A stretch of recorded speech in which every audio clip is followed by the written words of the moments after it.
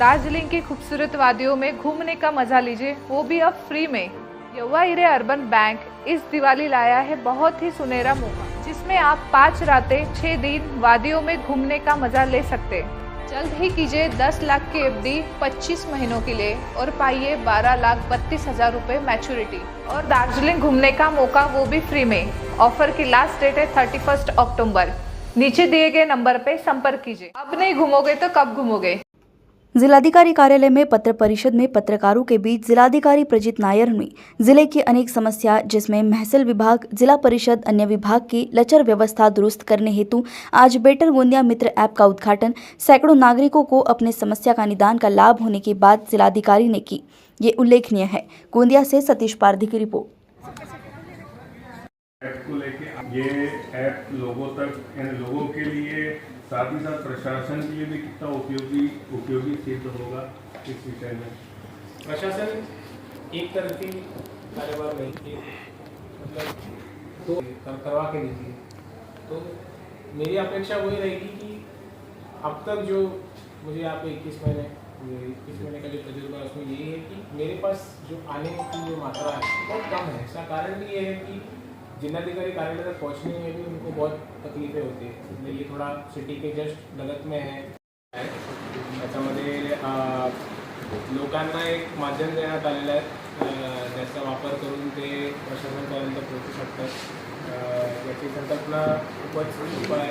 एक नंबर आहे 7875441601। याच्यामध्ये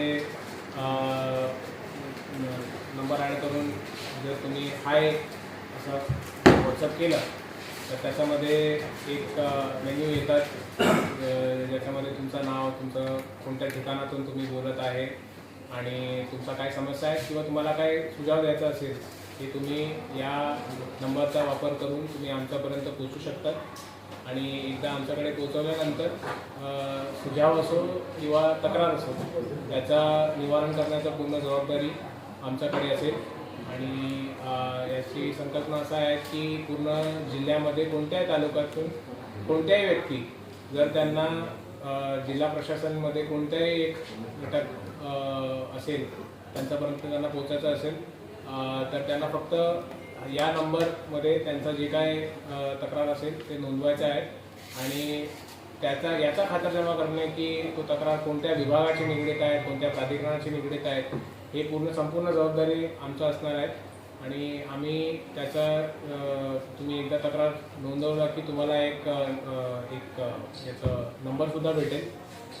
तुमचा तक्रारचा नंबर काय ते तुम्ही ट्रॅकसुद्धा करू शकतात की या तक्राराचं काय झालं आणि तुम्हाला याच्यामध्ये त्याचा तक्राराचं पूर्ण निवारण करण्याचा हमी आम्ही घेतो आणि याला टाईम बाउंड पद्धतीने तुमच्या समस्याचं हल करण्याचं एक पद्धत आम्ही आज इथे याचं उद्घाटन केलेलं आहे। प्रेसच्या माध्यमातून सर्व गोंदियावासियांना एकच विनंती असणार आहे की तुम्ही जिथे जिथे तुम्ही फिरत असेल किंवा तुम्हाला सर्वसामान्य जीवनामध्ये तुम्हाला काय पण प्रशासनचा निदर्शनास काही गोष्टी आणायच्या असेल तर तुम्हाला माझं कार्यालय किंवा तहसीलदार किंवा तलाठी किंवा ग्रामसेवक यांचं कार्यालयापर्यंत न जाता तुम्ही डायरेक्टली हा नंबर वापरून तुमचा जे काय समस्या असेल तुम्ही आमच्यापर्यंत पोहोचू शकता। त्याला सॉल्व करण्याचा पूर्ण जबाबदारी आम्ही घेऊ। सर, जैसे इसमें कभी कुछ दिक्कतें आती है तो अक्सर ये देखा गया है कि उनको पता नहीं रहता है कि कौन से डिपार्टमेंट से संबंधित है। तो उसमें हमने इसको ओपन रखा है कि आप अपने प्रॉब्लम का सिर्फ वर्णन कीजिएगा और उसका दखल लेके कौन से विभाग से वो संबंधित है वो डिसीजन हमारा रहेगा कि उस विभाग को अवगत करना और उनसे वो काम करवा के लेना। असं असतात, समजा जर एखाद्या फेरफाराचा विषय असेल तो फेरफाराचं जे RTS आहेत त्याच्यामध्ये तो 15 दिवस दिलेला आहे की त्यांच्याकडे आल्यानंतर तू नोटीस काढतात आणि मग ते फेरफार करतात। जर त्यांनी समजा एखाद्या मोठ्या रस्त्याबद्दल जर सांगितलं तर त्याच्यामध्ये तो थोडा नुआन्स्ड आहे।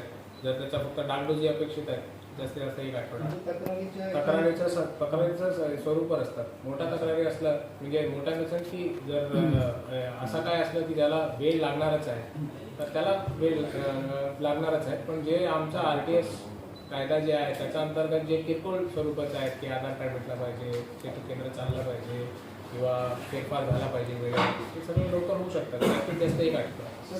तुम्हाला तुमचा जे हिस्साचा जे वाटा आहे जर ते तुम्हाला भेटत नसेल किंवा तुम्हाला त्याच्यामध्ये काही निकृष्ट दर्जाचं असेल, त्याच्यामध्ये असं आहे की पुरवठा विभागाचा जे RTS कायद्यानुसार जे दिलेलं आहे की त्याचा जलद गतीने निपटारा झाला पाहिजे. त्या कोणत्या स्तरावर आहे ते बघा. तुम्ही सरसकट असं विचारलं की मी तुम्हाला उदाहरण सांगतो की देश का विकास होना चाहिए, कितने देर में होगा, वैसे अगर उनको पता चलता है तो भी वो एक रूप से वो भी उसी का हल है कि ठीक है ये मुझे प्रॉब्लम आ रही है, इसका अगर हल करना है तो इसमें इतना टाइम ये सरकार को या शासन को कार्रवाई करने के लिए टाइम लगेगा. ये भी अगर उनको माहिती दिया जाए तो कंट्रोल रूम का एक संकल्पना इसमें ये भी है कि प्रॉब्लम को लेके समाज के डिपार्टमेंट संबंधित डिपार्टमेंट को दिया जाएगा. संबंधित डिपार्टमेंट उसका हल करके एक तो उसका हल होगा या फिर उसमें जो प्रेजेंट कार्यवाही चल रही है उसका स्टेटस उसको जो जिसने भी तकरार किया उस तक पहुँचाया जाएगा. किया प्रॉब्लम उसमें अलग अलग प्रकार के आएंगे.